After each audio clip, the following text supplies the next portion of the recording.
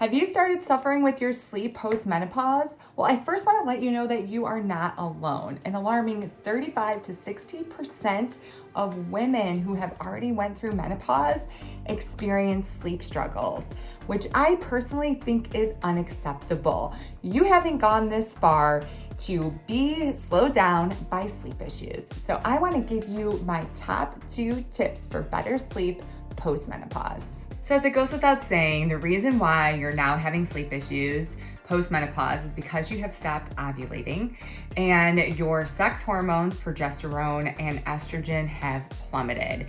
And then this puts you at risk of conditions such as hot flashes, which definitely interrupt your sleep, as well as an increased risk of sleep apnea. In addition, mood changes like depression.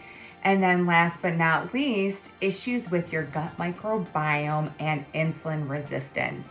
And those last 2 things are really what I want to touch on now, because I don't think enough people are talking about how your gut microbiome changes post-menopause, as well as the fact that when you are postmenopausal, you become more insulin resistant. And both of these things can have a major impact on your sleep. So let's start out by talking about one of my favorite topics, and that is gut health. And why it's so important post-menopause, especially if you're having sleep issues, to take good care of your gut. And before we dive into what you need to do to maintain a healthy gut, let's first talk about what the heck I am referring to when I talk about gut health. So the main thing when it comes to proper gut health is to make sure that you have a diverse and balanced microbiome. If you never heard of that definition before, let me just give you a quick rundown as to what I'm talking about. So our microbiome is a collection of trillions of microorganisms, which consists of bacteria, viruses, maybe even some parasites, and yeast. And we actually have more of these organisms in our body than we do cells, which is pretty mind-blowing. And they play a really important role when it comes to our health. They help us to digest and absorb nutrients from our foods. In addition, they communicate to our brain and help regulate our nervous system. They also are responsible for the production of neurotransmitters that regulate not only our mood, but our sleep. And last but not least, they aid in the metabolization of hormones. And in order to have a healthy gut microbiome, you want to have good diversity, which means that you have a variety of the different strains of bacteria in your stomach, both good and bad. And it's really important that the good bacteria outweighs the bad bacteria. You do want some bad bacteria in your stomach because what that does is it helps to prevent the good bacteria from just overtaking your body. And in addition, it helps your immune system to be slightly activated at all times. That way your immune system knows what to do when there's a real threat to your gut health. Research is now showing that post-menopause, the diversity of our gut microbiome declines. And that can lead to poor sleep for multiple reasons, which I stated before, and I want to dive into those reasons in a little bit more detail. So first, our gut is where our neurotransmitters, a lot of our neurotransmitters that help to regulate our mood and sleep are produced, especially serotonin. 95% of our serotonin is produced in our stomachs. And serotonin is the happy hormone. So it's going to help prevent mental conditions such as depression. And as I'm sure you know, depression is a risk factor for insomnia.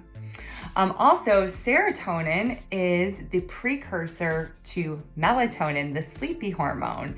So it makes sense. You want to have an ample amount of serotonin in order to have sufficient melatonin. And data does show that after menopause, our serotonin and melatonin levels begin to decline. And one reason could be the fact that our gut microbiome isn't supporting the production of that neurotransmitter. Secondly, our gut microbiome helps us to break down and absorb nutrients from our food. And our food helps to supply the critical minerals that we need for good, healthy sleep, especially magnesium. Magnesium is essential to get adequate sleep because it's the mineral that helps our brain and our bodies to relax. And how our estrobiome supports healthy estrogen production is that it produces an enzyme called beta-glucuronidase. And what beta-glucuronidase does is it works on deactivated estrogen and it reactivates it in the stomach so that it can be recirculated.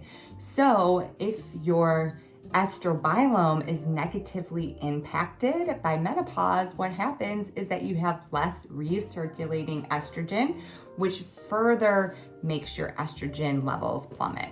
And last but not least, post-menopause, our gut becomes more permeable. And that is an issue when it comes to sleep because the more permeable our gut is, that means that our gut lining is allowing molecules that aren't supposed to pass through it into our bloodstream. What happens is our immune system becomes more activated. And whenever our immune system is activated, it increases inflammation. And when there's more inflammation, there's more cortisol, the alert hormone, which is anti-sleep. So let's talk about ways that you can help support a healthy gut microbiome. So first, incorporate more fermented foods into your diet. Fermented foods contain live probiotics, which help to replenish the good bacteria in your stomach. These foods include yogurt, kimchi, kombucha, and kefir.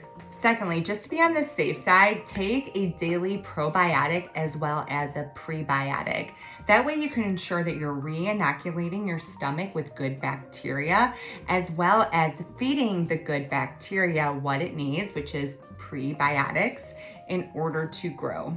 Next, make sure that you're removing processed foods as well as refined sugar from your diet. Unfortunately, the bad bacteria as well as yeast, they love to feed on these things. And last but not least, take a closer look of the contents of your gut microbiome by running a GI map. This is a functional test that I run for pretty much all of my clients. It is a stool test that analyzes the DNA of the contents of your microbiome. And what it tells us is what quantity of the beneficial strains of bacteria exist in your stomach, as well as the bad bacteria.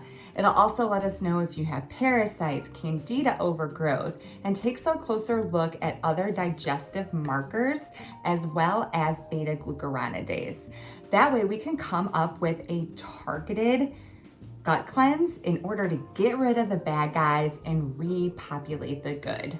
So the next thing you want to do post-menopause to help support good sleep is to support insulin sensitivity. After menopause, with the reduction of estrogen, our bodies become more insulin resistant. And if you haven't heard that term insulin resistance before, let me break down exactly what that means. So after a meal, the glucose from our food is released into our bloodstream. And it's the hormone insulin's job to help our cells absorb the glucose. And what happens is with the reduction of estrogen, our cells become less sensitive to insulin's requests. And in addition, if we're eating a lot of refined carbohydrates and sugars, our cells become more insulin resistant as well.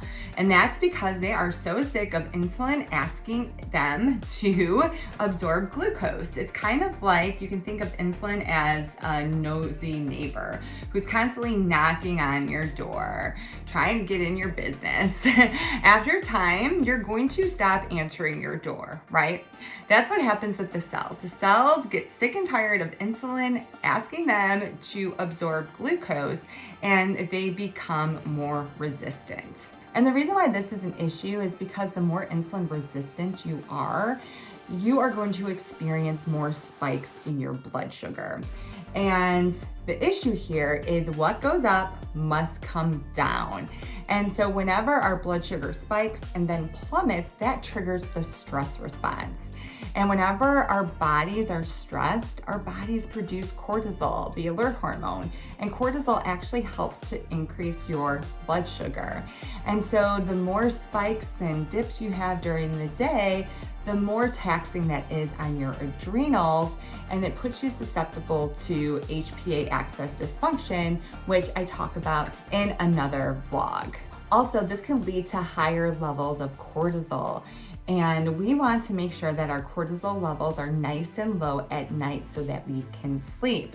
And then last but not least, if you're on the blood sugar roller coaster during the day, if your blood sugar is constantly spiking and dipping, that pattern repeats itself overnight. And if your blood sugar goes too low overnight, that's going to trigger the production of cortisol and wake you up. And in addition, if it goes too high, that will wake you up as well.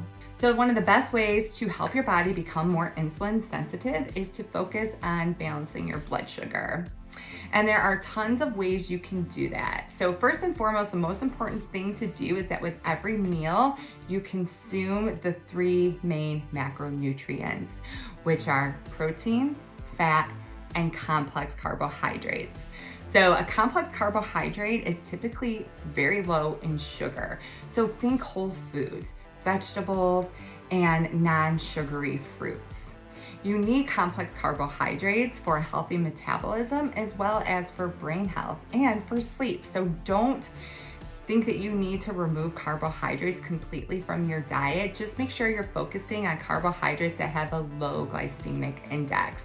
That means they are less likely to spike your blood sugar. And if you pair those complex carbohydrates with fat and protein, that is going to help to slow the release of glucose into your cells. Another thing you could do is after a meal, go for a quick 10-minute walk.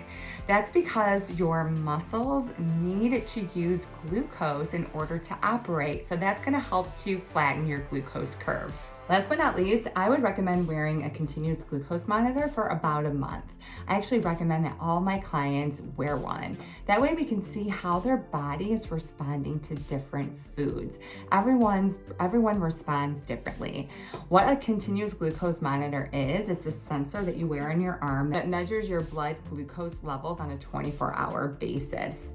And it can be really helpful to see if your blood sugar spikes after eating certain foods and certain combinations. That way you know exactly what you need to eat to help balance your blood sugar. So I hope that these tips will help you to obtain your best sleep ever after menopause. Because let's face it, women are like fine wine, we get better with age, right? And we don't want poor sleep to get in the way of us living our best lives. And I do want to acknowledge that I didn't discuss HRT in this vlog because I'm not a licensed practitioner. It's not because I'm against HRT. In fact, I am a big proponent of HRT and I've seen it work wonders in my postmenopausal patients. I just wanted to open your eyes to a couple things that you could do outside of taking hormone replacement therapy to improve your sleep. So with all that being said, in addition to working with a licensed practitioner to see if HRT is a good fit for you, I would highly recommend also working on your functional health, which is what I do as a sleep coach and functional diagnostic nutrition practitioner. So if you're interested in working one-on-one with me, you can learn more by setting up a free discovery call on my website, Kelly Murray Adult Sleep.